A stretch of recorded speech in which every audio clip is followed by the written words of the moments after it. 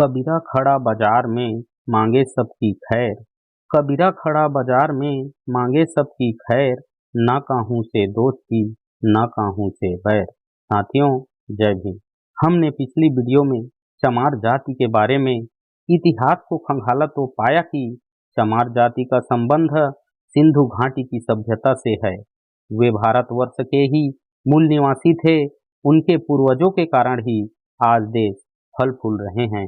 इसका अर्थ यह हुआ कि चमार जाति का इतिहास मोहनजोदड़ो, हड़प्पा, कालीबंगा इत्यादि क्षेत्रों की खुदाई में मिले मुद्राओं तथा मूर्तियों से पता चलता है कि शोषित वंचित लोग ही भारतवर्ष के वारिस हैं, सिंधु सभ्यता के मूल निवासी हैं।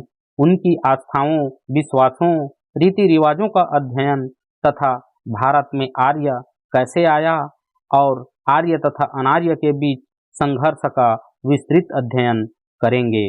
और आपको जानकारी मिले तो साथियों कमेंट में जय मूल निवासी जरूर लिखें। साथियों, आर्यों के भारत आगमन से पहले भारत भूमि पर मूल निवासियों का शासन था, जो मानव को मानव से जोड़कर रखा था। जाति पाति, धर्म अधर्म के बातों से लोग परे थे। राजा और प्रजाओं के बीच द्वेष एवं छल कपट की भावना नहीं थी। लोग भाईचारे के साथ चारों तरफ खुशी और आनंद से रहते थे।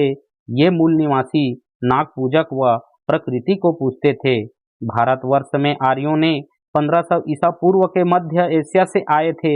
ये भारत के सप्त सैंधव प्रदेश में घुमंतु चरवाहों के रूप में आए थे, जिसका उल्लेख मैक्स मुलन जी ने lecture on the science of languages में किया है तथा डॉक्टर अविनाश चंद्र द्रास जी ने अपनी पुस्तक ऋग्वैदिक इंडिया में बताया है। जब आर्यों ने इन्हें दस्यु, दानव, असुर, राक्षस आदि नामों से पुकारा है। ये मूल निवासी नाग पूजक थे, इसीलिए आर्यों ने इन्हें नाग या नागवंशी भी कहा है। तब वे मूल निवासी भवनों में सुख शांति से रह रहे थे। ये सभी लोग एक ही मुल्क के थे।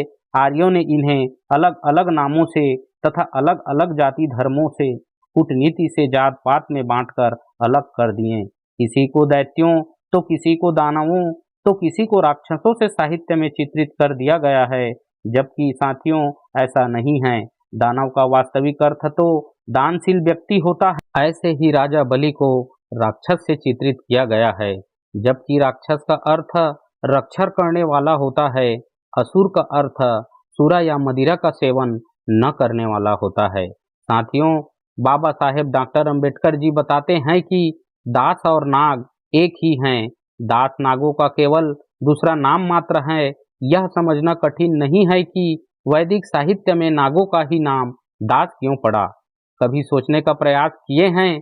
दास ईरानी शब्द दाहक का संस्कृत रूप है।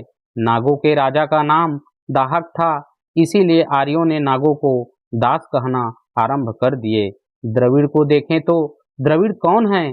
द्रविड़ और नाग एक ही नस्ल के ही दो अलग अलग शाखाएं हैं। ओल्डहम जी ने इस विषय पर गहन अध्ययन किया तो पाया कि प्राचीन काल में द्रविड़ 3 भागों में बटे थे, चेर, चोल तथा पांड्या। चेर अथवा शेर जो अभी भी गंगा घाटी में चारों ओर फैले हुए हैं, जो अपने आप को चेरू या सिजरी कहते हैं, और वे लोग अपने आप को नाग देवता के वंशज मानते हैं। उस युग में पूरे भारतवर्ष में इन्हीं लोगों का शासन था। इस बात के मित्रों दर्जनों प्रमाण इतिहास में दर्ज हैं। महाभारत को देखें तो उसमें दस्यु कोई जाति नाम नहीं है। दस्यु लोग आर्य धर्म को नहीं मानते थे, जिनका प्रमाण ऋग्वेद में भी मिलता है। दस्यु लोगों के पास प्रचुर मात्रा में गाय, घोड़े और रथ थे।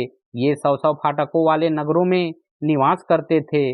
दस्यु धनी और दानवीर लोग थे। इनके जायदाद मैदानों से लेकर पहाड़ों तक फैला हुआ था। इनके वस्त्र सोने और रत्नों से सुशोभित थे।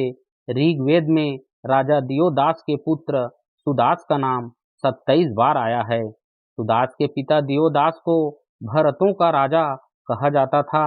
भरतगण के मूल निवासी थे। इन्हीं के नाम पर इस देश का नाम भारतवर्ष पड़ा है। किसी शकुंतला दुष्यंत के पुत्र के नाम पर नहीं पड़ा है। जैन धर्म में प्रामाणिकता के साथ इस बात का जिक्र किया गया है। साथियों, मूल निवासियों को वेदों में वात्य नाम से भी पुकारा गया है। डॉक्टर राधाकृष्णन लिखते हैं कि हमें पता नहीं कि ये वात्य लोग कौन थे।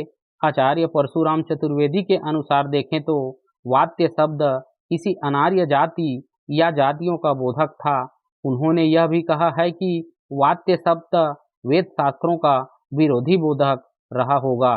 डॉक्टर राजकुमार जैन बताते हैं कि द्रविड़ लोग आर्यों के आगमन से पहले ही गंधार से विदेह तक और पंचाल से दक्षिण के मय देश तक निवास कर रहे थे। वृत्त के उपासक होने के कारण ही ये वात्य कहलाए। बाद में इंद्र द्वारा वृत्त की हत्या करने तथा उनके पूर्वजों को तोड़ने के बाद ये आर्यों के घोर शत्रु बन गए।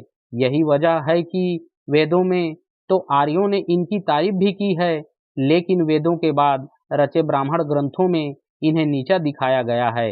इन अध्ययन से स्पष्ट होता है कि वृत्त नामक असुर राज के वंशज वात्य कहलाएं। ये वेद तथा ब्राह्मणों के विरोधी थे। इन्हीं के कारण उसे कूटनीति से पराजित किया गया, जिसके कारण उनके पीढ़ी आज तक दलित, शोषित और शिक्षा से वंचित रखा गया है। जागो मित्रों, और अपने पूर्वजों के हक अधिकार के लिए धर्म के कर्म कांडों को छोड़कर कलम और किताब की ओर रुख कीजिए। साथियों, धन्यवाद करते हैं आपको कि आपने हमें सुना।